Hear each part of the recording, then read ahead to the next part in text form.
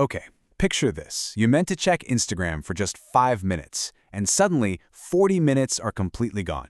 And somehow, you actually feel emptier than before you started. Welcome to This Explainer. Today we're taking a step back from the absolute relentless noise of our modern world to look at something deeply personal to all of us, and that is our mental space. If you're a busy professional, constantly juggling demands, making decisions, dealing with endless digital notifications, this explainer is literally designed as a companion for you. We're going to dive into the really fascinating mechanics of attention, look at some ancient wisdom that actually predicted our modern burnout, and figure out how we can gently reclaim the clarity of our minds and do it without relying on raw, exhausting willpower. So when you find yourself in that incredibly relatable scenario, you know the one, you're exhausted, your eyes kind of hurt, shoulders are tense, maybe your heart rate is even up, but you are no closer to actually getting any rest. I want to be incredibly clear right out of the gate here. This is not a weakness. It's absolutely not a moral failing on your part, and it's definitely not a lack of discipline. So let's look at why that is in part 1, the hijacked brain. To truly understand what's happening when your screen just locks you in, we need a complete paradigm shift. Right now, your attention is the ultimate prize in a war against supercomputers. And to see exactly how they win, we have to completely redefine something we've all heard of, and that's dopamine. Pop culture tells us dopamine is the pleasure chemical, right? But science tells a very, very different story. Dopamine is actually the expectation molecule. It's the engine of desire.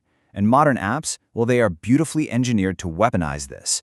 They feed you a 15-second video, which triggers this thought of, ooh, maybe the next one will be even better. It keeps your wanting engine revving at 1,000 RPMs, while giving you absolutely zero actual fulfillment or rest. It's like you're burning a whole tank of gas with the car stuck in neutral, which is exactly why you feel so incredibly drained. And it's incredibly hard to turn that engine off because of what happens when we try.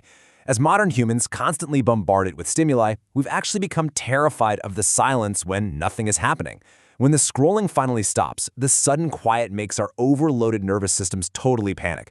So to avoid that discomfort, we instinctively reach right back for the phone. We turn that faucet of stimulation back on, which just leaves our minds scattered across 1,000 different places, never truly present in any of them. Which brings us to part 2, protection, not prohibition. So how do we actually fix this?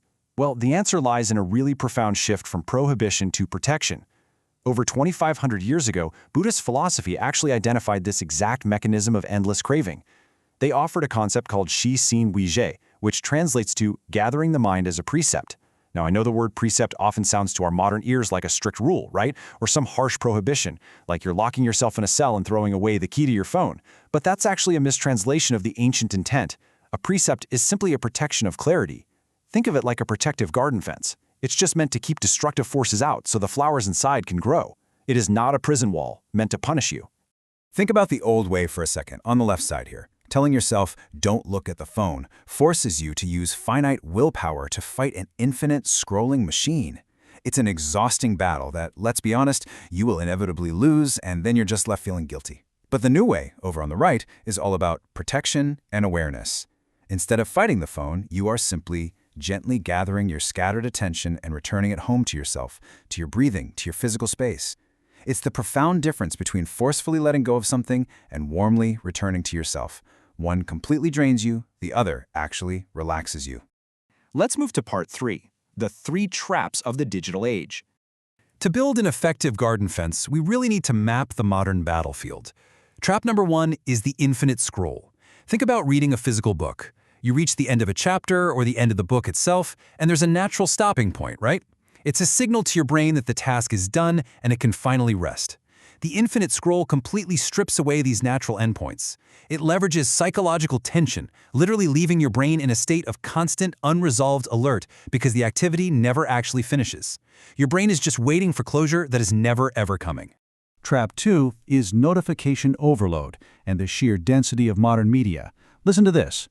In a single 15-second short video today, you might experience 3 punchlines, 2 visual cuts, an intense audio drop, and pop-up text. Processing just 30 seconds of this dense stimulation equals the cognitive load of about an hour of old television. Think about that.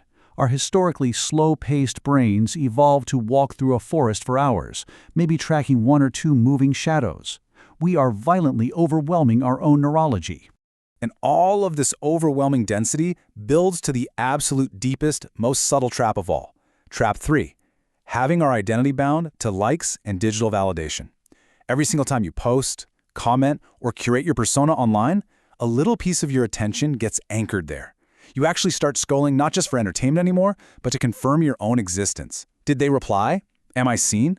And when you stop scrolling, that digital self basically vanishes, causing this really subtle, underlying panic. Let's shift gears to part 4, reclaiming your true mind.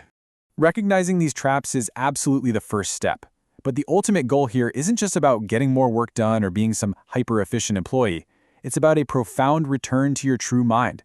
There is this ancient principle that concentration breeds wisdom. Think of a glass of muddy water being shaken up. You can't see through it at all, and any reflection on its surface is completely distorted.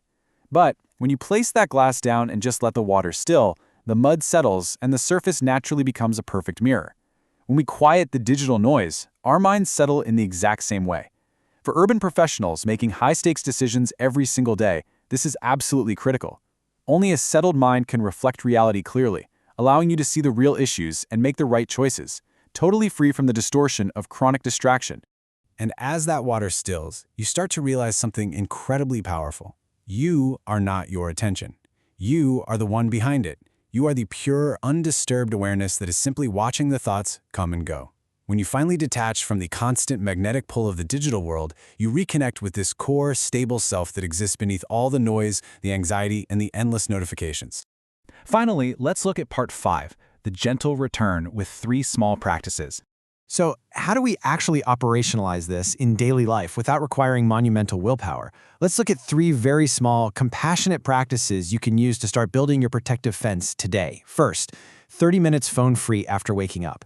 If you grab your phone the literal second you open your eyes, you are instantly handing the steering wheel of your day over to someone else's agenda. Reclaim that first half hour. Second, set intentional stop points. Since the apps are never going to give you boundaries, you have to create your own. Say to yourself, okay, I will watch exactly 3 videos and then I will stop. It's honestly an act of compassion for your own nervous system. And third, take 3 breaths before opening any app. You don't have to forbid yourself from using social media, just pause. Create a tiny space between the impulse and the action. Mindfulness lives right there, in that tiny space. I want to leave you with one final thought to carry with you today. Your attention is literally the currency of your life. What you pay attention to grows and it becomes your reality. If your attention is finite, and it absolutely is, where are you going to spend it? The next time you instinctively reach for your screen, just take a single breath. Ask yourself if you are making a conscious purchase with that currency, or if your mind is just being swept away. The choice to reclaim your true mind is right there, waiting for you in the pause.